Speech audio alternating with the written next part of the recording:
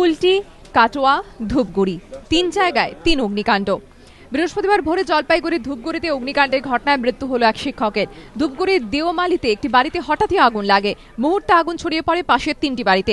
শেষ পর্যন্ত দমকল এসে আগুন নিয়ন্ত্রণে আনে। 4টি বাড়ি ভস্মীভূত হয়েছে এই ঘটনায়। শর্ট সার্কিট থেকে অগ্নিকাণ্ড বলে দমকলের প্রাথমিক অনুমান। দমকলের বিরুদ্ধে দেরিতে আসার অভিযোগ তুলেছেন স্থানীয় বাসিন্দারা।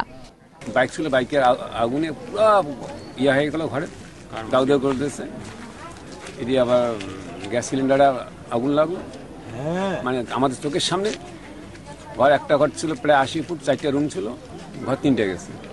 ভালো করে 1 ঘন্টা লেটে আসে। অন্যদিকে বুধবার রাত 2টো নাগাদ কুলটি থানার নিয়ামতপুরে একটি গুদামের সামনে প্লাস্টিকের চেয়ার ভর্তি লরিতে আগুন লাগে।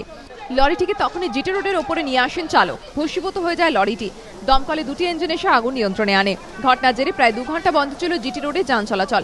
আগুন লাগার কারণ এখনো জানা যায়নি। লরির চালক ও খালাসি পলাতক। আবার বৃহস্পতিবার সকালে ভয়াবহ অগ্নিকাণ্ডে ভস্মীভূত হলো কাটোয়ার একটি লেপ তোষকের গুদাম। দমকলে 2টি ইঞ্জিন এসে আগুন নিয়ন্ত্রণে আনে। গুদাম মালিকের দাবি অগ্নিকাণ্ডে প্রায় 15 লক্ষ টাকার ক্ষতি হয়েছে। কৌশিক গাথাই, রানা দাস ও রাজা চট্টোপাধ্যায় রিপোর্ট, এবিপি আনন্দ।